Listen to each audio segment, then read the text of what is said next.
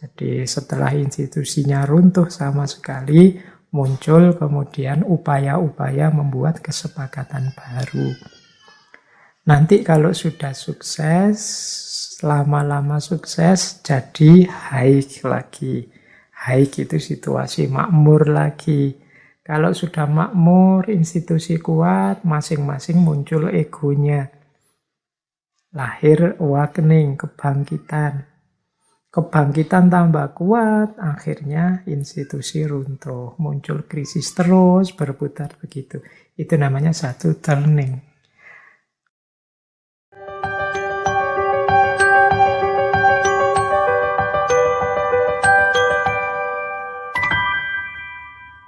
Ada istilah kalau di Nail on Her Way itu namanya turning. Setelah turning ada archetype. Ini sangat teoritis teman-teman, saya jelaskan ringkas saja. Semoga lain waktu kita bisa memperdalam ini, karena waktu kita terbatas. Jadi ada namanya turning. Kalau satu generasi tadi kan sekitar 20-30 tahun. Kalau turning ini satu putaran periode, itu sekitar 80-90 tahun. Jadi perjalanan hidup generasi itu mengalami turning, mengalami beberapa periode. Yang itu disebutkan misalnya ya, ada periode haik, ada periode awakening, ada periode unraveling, ada periode krisis. Jadi ada periode puncak, bangkit, mengurai, dan kemudian krisis. Puncak itu periode ketika kita mengalami satu wilayah, satu daerah mengalami kejayaan. Jadi biasanya cirinya institusi kuat, tapi individu-individu lemah karena banyak bergantung pada institusi. Maksudnya apa? Ini periode turning ini. Kalau di satu periode haik ini, di satu wilayah ketika orang sedang mengalami gemah ripah loh jinawi, makmur, adil, tentram. Ini kan periode puncak. Generasi-generasi yang lahir di periode puncak ini ya tentu saja nanti karakternya beda dengan generasi yang lahir di periode yang berbeda. Jadi ini biasanya ya negara yang sedang makmur, wilayah yang sedang makmur. Anak-anak yang lahir, generasi yang lahir di era haik ini generasi yang nyaman, nikmat hidupnya. Nah, cuma seperti cirinya era haik ini, institusi kuat, individu-individu lemah. Karena individu-individu biasanya ya ternina-bubukkan oleh situasi nyaman, kemakmuran.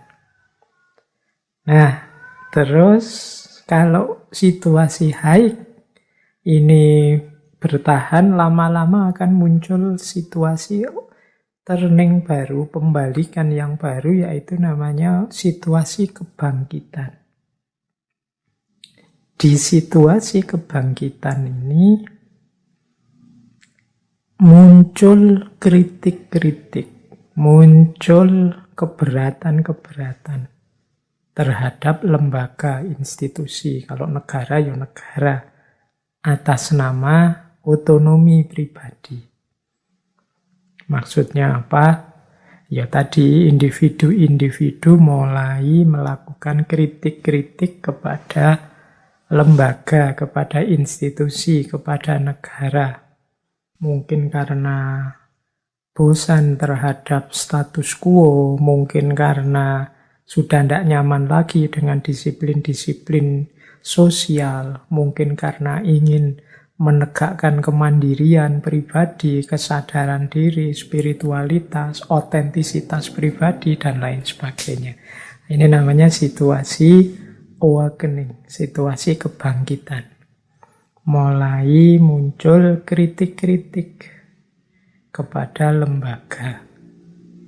Orang ingin diakui eksistensi dirinya. Orang ingin eksis sebagai dirinya.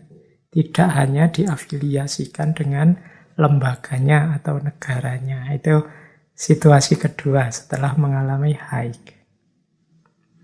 Nah, situasi awakening ini akan melahirkan situasi baru, turning yang baru, yaitu turning unraveling. Jadi mengurai.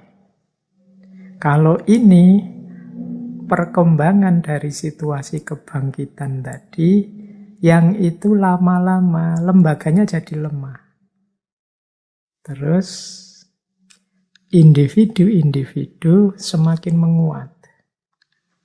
Jadi orang ingin mengedepankan eksistensinya sendiri-sendiri, saling tidak mau ngalah. Nah, situasi mengurai ini kalau lama-lama terjadi akan melahirkan situasi krisis. Situasi krisis ini sering disebut sebagai era kehancuran, era mungkin bisa perang, mungkin bisa revolusi. Jadi ketika institusi sama sekali runtuh. Nah, kalau institusi runtuh itu kan orang kemudian mulai lagi sadar untuk membangun, menciptakan paradigma hidup yang baru, menciptakan kesadaran bersama. Kita ini satu nasib, kita ini hidup di wilayah yang sama, perlu kestabilan, perlu kerjasama. Nah, ini buahnya krisis. Jadi setelah institusinya runtuh sama sekali, muncul kemudian upaya-upaya membuat kesepakatan baru. Nanti kalau sudah sukses, lama-lama sukses, jadi haik lagi. Haik itu situasi makmur lagi. Kalau sudah makmur, institusi kuat, masing-masing muncul egonya. Lahir awakening, kebangkitan. Kebangkitan tambah kuat, akhirnya institusi runtuh. Muncul krisis terus, berputar begitu. Itu namanya satu turning. Meskipun disimplifikasi dalam Nail on Highway, ya, satu turning itu sekitar 80 sampai 90 tahunan. Nah, satu putaran ini, generasi-generasi yang lahir di era haik, lahir di era awakening, lahir di era unraveling, atau lahir di era krisis, itu mentalnya beda-beda, karakternya beda-beda. Ini nanti antara lain yang jadi dasar dalam membaca generasi. Jadi ini generasi lahir kapan, situasi yang dihadapi kira-kira apa? Apa situasi haik, apa situasi awakening, atau situasi unraveling, atau situasi krisis. Baik, ini pengantar saja untuk kita memahami bagaimana cara berpikir dalam buku generasi yang saya jelaskan tadi dan buku The Fourth Turning.